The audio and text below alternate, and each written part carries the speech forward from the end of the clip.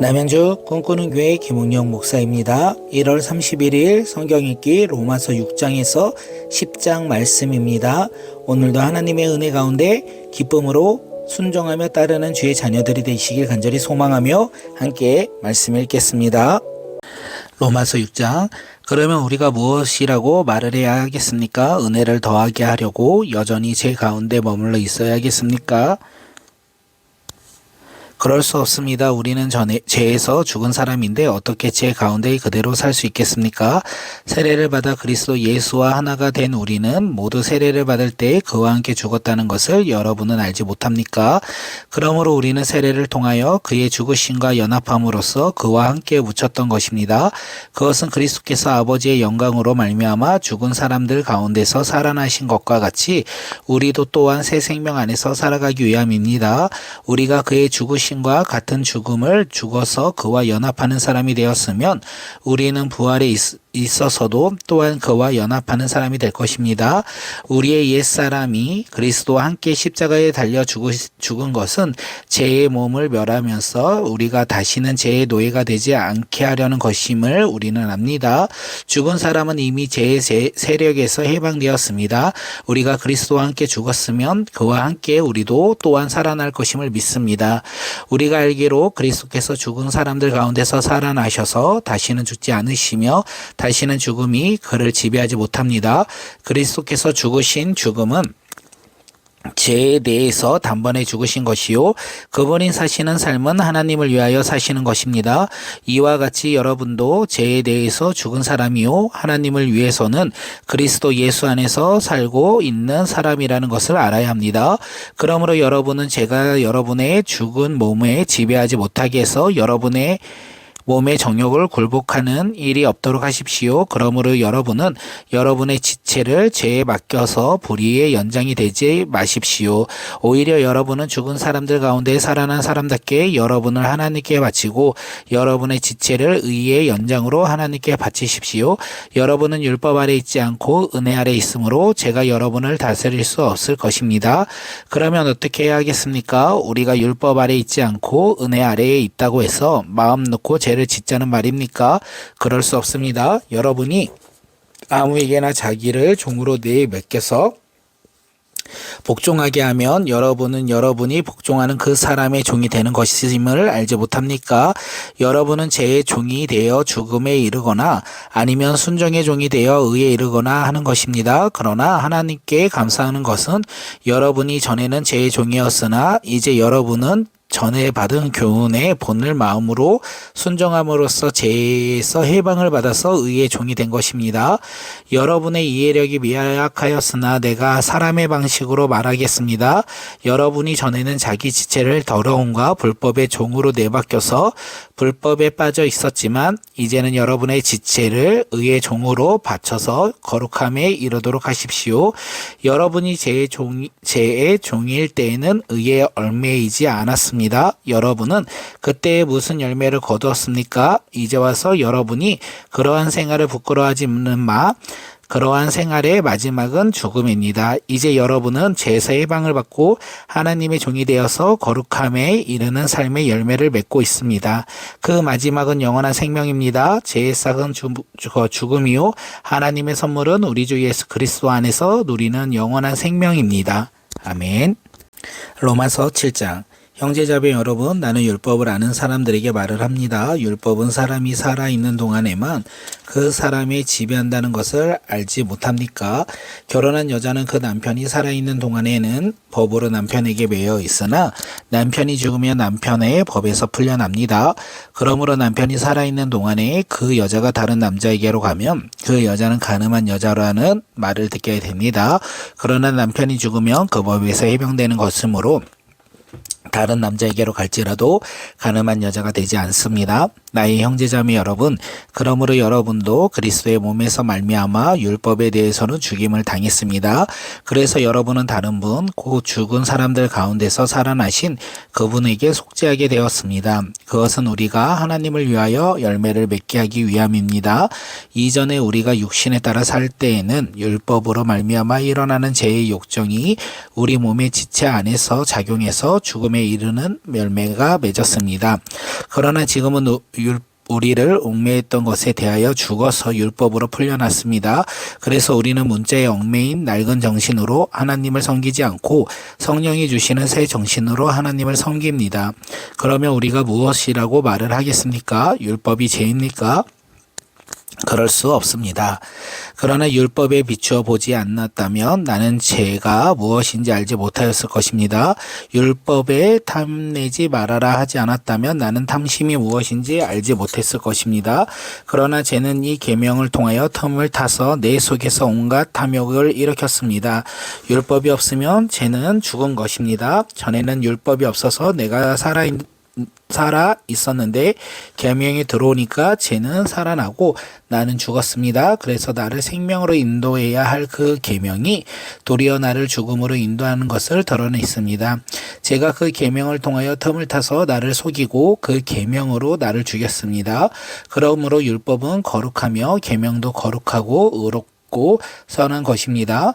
그러니 그 선한 것이 나에게 죽음을 안겨 주었다는 말입니까? 그럴 수 없습니다. 그러나 죄를 죄로 드러나게 하려고 제가 그 선한 것을 방편으로 하여 나에게 죽음을 일으켰습니다. 그것은 계명을 방편으로 하여 죄를 극도로 죄답게 되게 하려는 것이었습니다. 우리는 율법이 신령한 줄을 압니다. 그러나 나는 육정의 매인 존재로서 제 아래에 팔린 몸입니다. 나는 내가 하는 일을 도무지 알 수 없었습니다. 내가 해야겠다고 생각하는 일은 하지 않고 도리어 해서는 안 된다고 생각하는 일을 하고 있으니 말입니다. 내가 그런 일을 하면서도 그것을 해서는 안 되겠다고 생각하는 것은 곧 율법이 선하다는 사실에 동의하는 것입니다. 그렇다면 그와 같은 일을 하는 것은 내가 아니라 내 속에 자리를 잡고 있는 죄입니다. 나는 내 속에 곧 육신 속에 속한 것이 깃들여 있지 않다는 것을 압니다. 나는 선을 행하려는 의지가 있으나 그것을 실행하지는 않으니 말입니다. 나는 내가 원하는 선한 일을 하지 않고 도리어 원하지 않는 악한 일을 합니다. 내가 해서는 안 되는 일을 하며 그것을 하는 것은 내가 아니라 내 속에 자리 잡고 있는 죄입니다. 여기에서 나는 법칙 하나를 발견했습니다. 곧 나는 선을 행하려고 하는데 그러한 나에게 악이 붙어 있다는 것입니다. 나는 속사람으로는 하나님의 법을 즐거워하나 내 지체에는 다른 법이 있어서 내 마음의 법과 맞서서 싸우며 내 지체에 있는 죄의 법에 나를 포로로 만드는 것을 봅니다. 아, 나는 비참한 사람입니다. 누가 이 죽음의 몸에서 나를 건져 주겠습니까? 우리 주 예수 그리스도를 통하여 나를 건져 주신 하나님께 감사를 드립니다. 그러니 나 자신은 마음으로는 하나님의 법을 섬기고 육신으로는 죄의 법을 섬기고 있습니다. 아멘. 로마서 8장. 그러므로 그리스도 예수 안에 있는 사람들은 정죄를 받지 않습니다. 그것은 그리스도 예수 안에 생명을 누리게 하는 성령의 법이 당신을 죄와 죽음의 법에서 해방하여 주었기 때문입니다. 육신으로 말미암아 율법이 미약해져서 해낼 수 없었던 그 일을 하나님께서 해결하셨습니다. 곧 하나님께서는 자기의 아들을 죄된 육신을 지닌 모습으로 보내셔서 죄를 없애려고 그 육신에다 죄의 선고를 내리셨습니다. 그것은 육신에 따라 살지 않고 성령을 따라 사는 우리가 율법이 요구하는 바를 이루게 하려는 것입니다. 육신을 따라 사는 사람은 육신에 속한 것을 생각하나 성령을 따라 사는 사람은 성령에 속한 것을 생각합니다. 육신에 속한 생각은 죽음입니다. 그러나 성령에 속한 사람은 생명과 평화입니다. 육신에 속한 생각은 하나님께 품은 적대감입니다. 그것은 하나님의 법을 따르지 않으며 또 복종할 수도 없습니다. 육신의 매인 사람은 하나님께 기쁘게 해드릴 수 없습니다. 그러나 하나님의 영이 여러분 안에 살아계시면 여러분은 육신 안에 있지 않고 성령 안에 있습니다. 누구든지 그리스도의 영이 없으면 그리스도의 사람이 아닙니다. 또한 그리스도께서 여러분 안에 살아계시면 여러분의 몸은 죄 때문에 죽은 것이지만 영은 의 때문에 생명을 얻었습니다. 예수를 죽인 사람들 가운데서 살리신 분의 영이 여러분 안에 살아계시며 그리스도를 죽은 사람들 가운데서 살리신 분께서 여러분 안에 계신 자기의 영으로 여러분의 죽을 몸도 살리실 것입니다. 그러므로 형제자매 여러분, 우리는 빛을 지고 사는 사람들이지만 육신의 빛을 진 것이 아닙니다. 우리는 육신을 따라 살아야 할 존재가 아닙니다. 여러분이 육신을 따라 살면 죽을 것입니다. 그러나 여러분이 성령의 몸의 행실을 죽이면 살 것입니다. 하나님의 영으로 인도함을 받은 사람은 누구나 다 하나님의 자녀입니다. 여러분은 또다시 두려움에 빠뜨리는 종살이의 영을 받는 것이 아니라 자녀로 삼으시는 영을 받았습니다. 그래서 우리는 그 영으로 하나님을 아빠 아버지라 부릅니다. 바로 그때 그 성령이 우리의 영과 함께 우리가 하나님의 자녀임을 증언하십니다. 자녀이면 상속자이기도 합니다. 우리가 그리스도와 함께 영광을 받으려고 그와 함께 고난을 받으며 우리는 하나님이 정하신 상속자요 그리스도와 더불어 공동 상속자입니다. 현재 우리가 겪고 있는 고난은 장차 우리에게 나타날 영광에 견주며 아무것도 아니라고 나는 생각합니다. 피조물은 하나님의 자녀들이 나타나기를 간절히 기다리고 있습니다. 피조물이 허물에 굴복했지만 그것은 자의로 그렇게 한 것이 아니라 굴복하게 하신 그분이 그렇게 하신 것입니다. 그러나 소망은 남아 있습니다. 그것은 곧 피조물도 썩어짐의 종살이에도 해방되어서 하나님의 자녀가 누릴 영광된 자유를 얻으리라는 것입니다. 모든 피조물들이 이제까지 함께 신음하며 함께 해산의 고통을 겪고 있다는 것을 우리는 압니다. 그뿐만 아니라 첫 열매로서 성령을 받은 우리도 자녀로 삼아 주실 것을, 곧 우리 몸을 속량하여 주실 것을 고대하면서 속으로 신음하고 있습니다. 우리는 이 소망으로 구원을 얻습니다. 눈에 보이는 소망은 소망이 아닙니다. 보이는 것은 누가 바라겠습니까? 그러나 우리가 보이지 않는 것을 바라면 참으면서 기다려야 합니다. 이와 같이 성령께서도 우리의 약함을 도와주십니다. 우리는 어떻게 기도해야 할지도 알지 못하지만 성령께서 친히 이루신다 말할 수 없는 탄식으로 우리를 대신하여 간구하여 주십니다. 사람의 마음을 꿰뚫어 보시는 하나님께서는 성령의 생각이 어떠한지를 아십니다. 성령께서 하나님의 뜻에 따라 성도를 대신하여 간구하기 때문입니다. 하나님을 사랑하는 사람들, 곧 하나님의 뜻대로 부르심을 받은 사람들에게는 모든 일이 서로 협력해서 선을 이룬다는 것을 우리는 압니다. 하나님께서는 미리 하신 사람들을 택하셔서 자기 아들의 형상과 같이 모습이 되도록 미리 정하셨으니 이것은 그 아들이 많은 형제 가운데서 맏아들이 되게 하시려는 것입니다. 그리하여 하나님께서는 이미 정하신 사람들을 부르시고 또한 부르신 사람들을 의롭게 하시고 의롭게 하신 사람들을 또한 영화롭게 하셨습니다. 그렇다면 이런 일을 두고 우리가 무엇이라고 말할 수 있겠습니까? 하나님이 우리 편이시면 누가 우리를 대적하겠습니까? 자기 아들을 아끼지 아니하시고 우리 모두를 위해 내주시는 분이 어찌 그 아들과 함께 모든 것을 우리에게 선물로 거저 주지 않으시겠습니까? 하나님께서 택하신 사람들을 누가 감히 고발하겠습니까? 의롭다 하시는 분이 하나님이신데 누가 감히 그들을 정죄하겠습니까? 그리스도 예수는 죽으셨지만 오히려 살아나셔서 하나님의 오른쪽에 계시며 우리를 위하여 대신 간구하고 주십니다. 누가 우리를 그리스도의 사랑에서 끊을 수 있겠습니까? 환난입니까? 공고입니까? 박해입니까? 굶주림입니까? 헐벗음입니까? 위험입니까? 또는 칼입니까? 성경에 기록된 바 우리는 종일 주님을 위하여 죽임을 당합니다. 우리는 도살당한 양과 같이 여김을 받습니다 한 것과 같습니다. 그러나 우리는 이 모든 일에서 우리를 사랑하여 주신 그분을 힘입어서 이기고도 남습니다. 나는 확신합니다.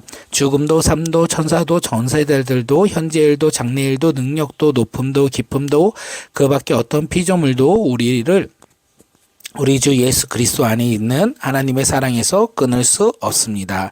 아멘. 로마서 9장. 나는 그리스도 안에서 참말을 하고 거짓말을 하지 않습니다. 내 양심이 성령을 힘입어서 이것을 증언하여 줍니다.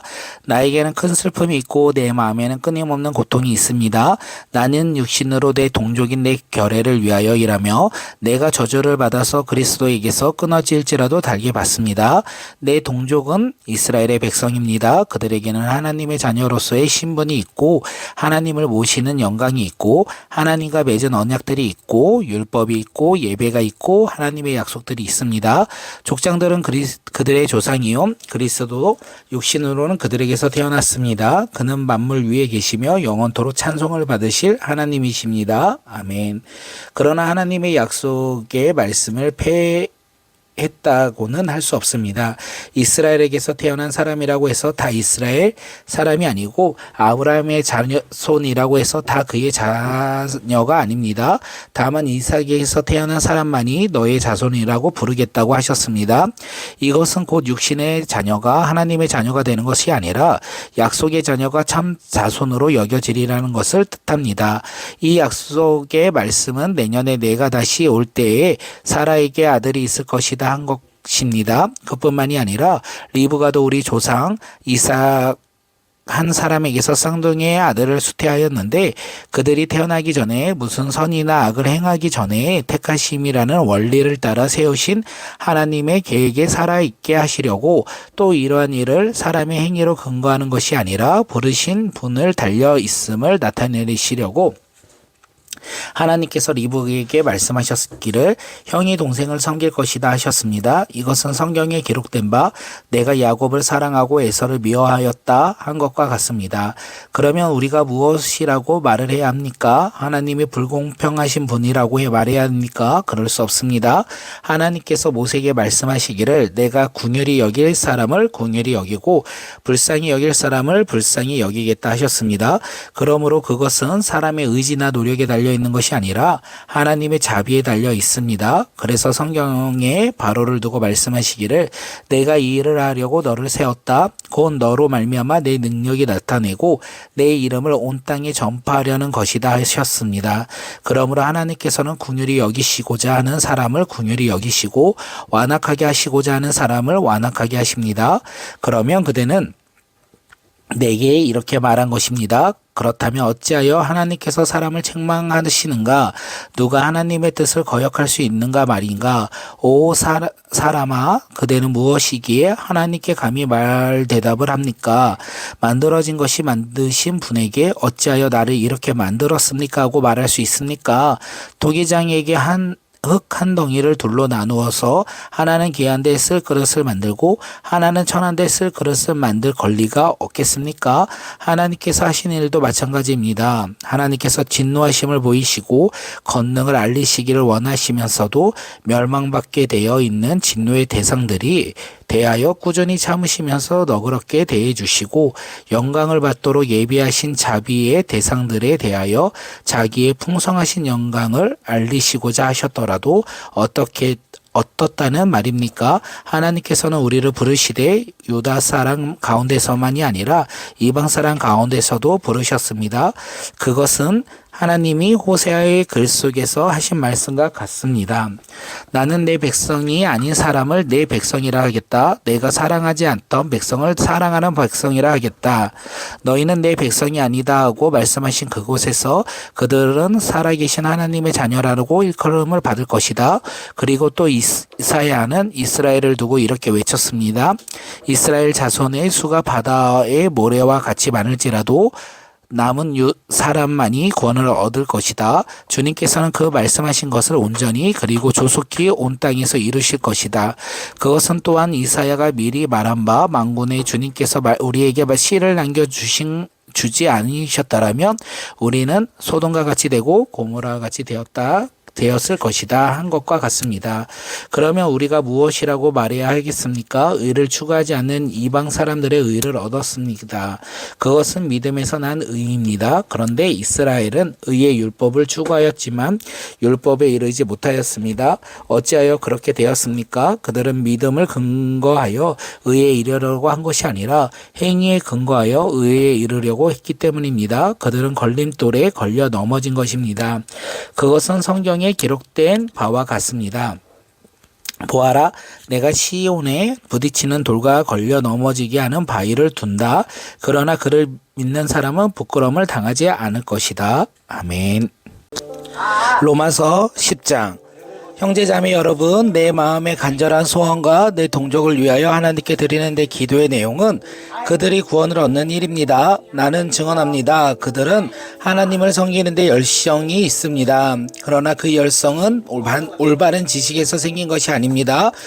그들은 하나님의 의를 알지 못하고 자기 자신들의 의를 세우려고 힘을 씀으로써 하나님의 의에는 복종하지 않게 되었습니다. 그러므로 그리스도는 율법의 끝마침이 되셔서 모든 믿는 사람에게 의가 되어 주셨습니다.